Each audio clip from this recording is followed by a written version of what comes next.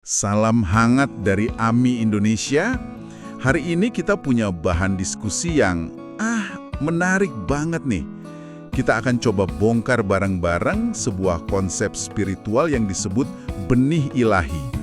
Sumber kita kali ini datang dari sebuah video pengajaran oleh Dr. Thomas Wang yang intisarinya juga dirangkum dalam artikel oleh Pastor Mark. Jadi, misi kita hari ini adalah untuk menggali lebih dalam. Apa sih sebetulnya benih ilahi ini? Tepat. Dan pertanyaan utamanya menurut saya adalah gimana sih seseorang itu menjadi anak Allah? Karena sumber ini menegaskan ya bahwa ini bukan sekedar status atau katakanlah sebuah label. Tapi ini sebuah proses penyatuan spiritual yang nyata, yang konkret, yang terjadi di dalam diri. Oke. Menarik. Mari kita langsung masuk ke poin yang paling bikin penasaran ya. Sumber ini kan menyebut benih ilahi itu sebagai the seed of God. Tapi yang bikin saya kaget, sumber ini secara eksplisit menyamakannya dengan sperma. Nah, ini kan analogi yang sangat fisik, sangat biologis. Kenapa ya kila-kila? Itu pertanyaan yang bagus banget. Dan penggunaan kata sperma ini sepertinya memang disengaja. Tujuannya untuk menekankan bahwa ini bukan sekedar metafora puitis gitu. Ini tentang sesuatu yang nyata, sesuatu yang hidup, dan punya kuasa untuk menciptakan kehidupan baru. Sesuatu yang secara harfiah masuk dan ditanamkan di dalam roh seseorang. Jadi bukan sesuatu yang kita hasilkan sendiri, tapi kita terima. Oke. Jadi penekanannya pada pemberian yang menghasilkan hidup baru.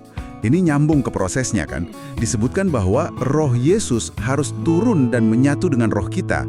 Dan saat keduanya bersatu, disitulah seseorang jadi anak Allah. Sesuatu yang simbolis saja. Sumber ini melukiskannya sebagai sebuah peristiwa nyata di mana esensi spiritual seseorang, rohnya, itu benar-benar bergabung dengan roh Kristus, menciptakan sebuah entitas spiritual yang baru. Oke. Yang juga bikin saya berhenti sejenak itu penggambaran prosesnya. Sumber ini melukiskannya sebagai perjalanan ke bawah atau all the way down. Rasanya ini kan agak kontraintuitif ya. Biasanya perjalanan spiritual itu digambarkan sebagai pendakian ke atas, menuju pencerahan. Kenapa ini sebaliknya?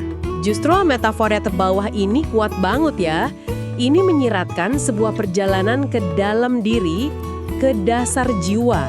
Mungkin menyentuh aspek kerendahan hati dan pengosongan diri. Jadi ini bukan tentang kita yang berusaha naik mencapai Tuhan, tapi sebaliknya, Tuhan yang turun sepenuhnya ke dalam diri kita. Perjalanannya bukan untuk meraih, tapi untuk menerima di tempat yang paling dalam. Oke, ini mulai masuk akal. Tapi di sini ada klaim yang paling menantang. Mungkin yang paling kontroversial ya. Sumbernya bilang, orang yang punya benih ilahi ini di dalam dirinya, dia tidak berbuat dosa lagi. Ini klaim yang luar biasa kan?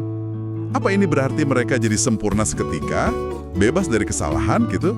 Konteksnya lebih mengarah pada perubahan natur atau sifat dasar. Idenya adalah benih ilahi itu sendiri kan bersifat kudus dan gak bisa berbuat dosa. Jadi waktu benih itu tinggal di dalam seseorang, ia mengubah identitas inti orang tersebut. Jadi bukan berarti perilakunya langsung sempurna, tapi sumber kehidupannya yang baru, yaitu benih itu, nggak punya kapasitas untuk berdosa. Oh, jadi ini tentang perubahan identitas fundamental, bukan penghapusan kesalahan secara otomatis. Nah, kalau prosesnya sepersonal dan sedalam ini, muncul pertanyaan, gimana caranya seseorang bisa sampai ke sana?